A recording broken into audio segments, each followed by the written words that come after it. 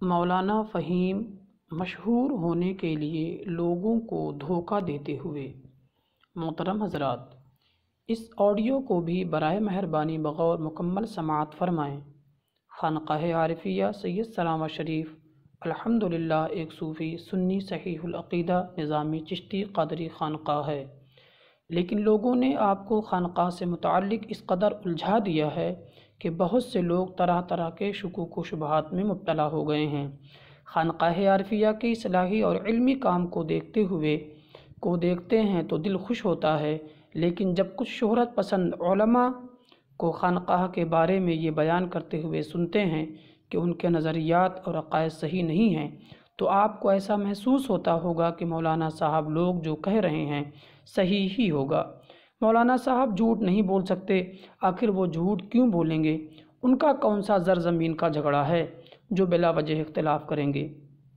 لیکن شنیدہ کہ بود مانند دیدہ، سنا ہوا دیکھے ہوئے کی طرح ہرگز نہیں ہو سکتا۔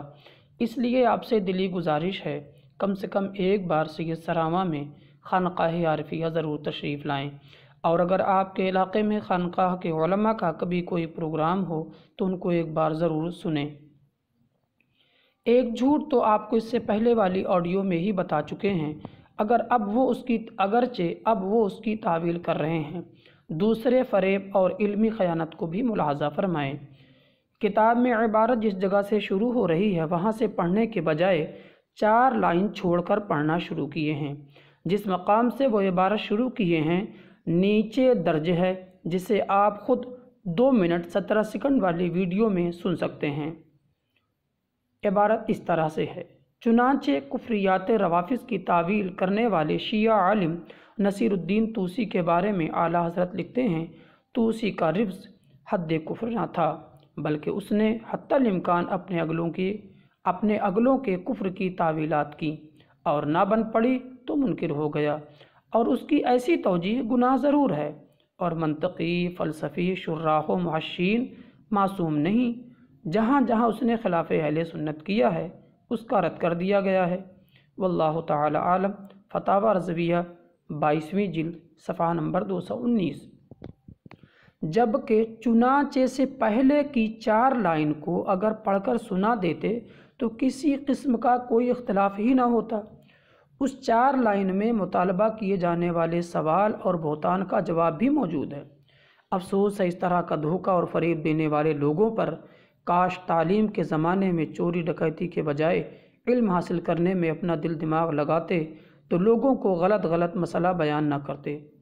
جو شراح کو شراح اور محشین کو محشین پڑھے وہ اس عبارت کے مطلب کو کتنا سمجھے گا صاف ظاہر ہے، اہل علم خود غور کر سکتے ہیں۔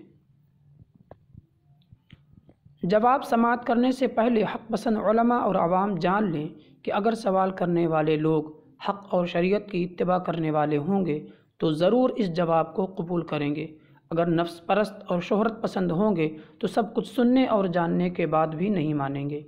ہم ان سوال کرنے والوں کو منانے کے لیے جواب نہیں دے رہے ہیں، بلکہ صرف آپ کو بدگمانی سے بچانے اور آپ کو اطمینان دلانے کے لیے کہ الحمدللہ خانقاہ عارفیہ ایک صوفی سنی صحیح العقیدہ خانقاہ ہے اور عقائد اہل سنت و جماعت پر قائم ہے۔ اب پوری عبارت غور سے سنیے اور جو مطالبہ ہے اس کا جواب بھی سماعت کیجیے۔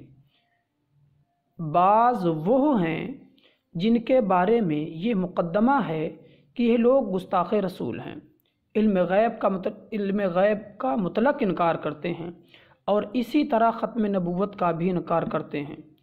واقعی جن لوگوں کا ایسا عقیدہ ہو وہ کافر ہیں، اسی طرح ان کے متبعین میں بھی جن کا یہ عقیدہ ہو ان کا بھی یہی حکم ہے، یعنی کافر ہیں۔ اب آپ حضرات خود بتائیں کہ کتاب میں اعتراض کا جواب لکھا ہے یا نہیں؟ ضرور لکھا ہے، لیکن مولانا فہیم صاحب نے آپ کو یہ نہیں سنایا، کیونکہ ان کا مقصد آپ لوگوں کو سید سرامہ سے دور کرنا اور وہاں سے بدگمان کرنا تھا۔ وہ جانتے ہیں کہ اگر یہ بتا دیا گیا کہ سید سرامہ والوں کا عقیدہ صحیح ہے تو آپ لوگ سید سرامہ آنے جانے لگیں گے، اور اگر حضور ابو میاں دامت ظلہ العالی سے 1-2 ملاقات اور گفتگو ہو جائے گی تو آپ لوگ بھی جان جائیں گے کہ یہ لوگ اہل سنت و جماعت سے ہیں۔ پھر ان کے بہکاوے میں نہ آئیں گے، اور اگر وہاں کے علماء کے علمی و اصلاحی بیان سن لیں گے تو اپنے یہاں تقریر کے لیے ان کو بلانا شروع کر دیں گے۔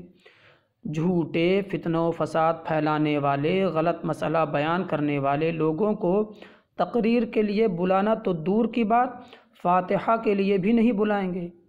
بہت شکر گزار ہوں قاری احمد اللہ صاحب، نائب قاضی شہر پرتاپ گڑھ کا، جو کہ حقیقت میں قاضی شہر ہونے کے مستحق ہیں، کہ ابھی تک لوگوں کے صرف کہنے سے اپنے علم، یقین اور اطمینان کو متزلزل نہیں ہونے دیے۔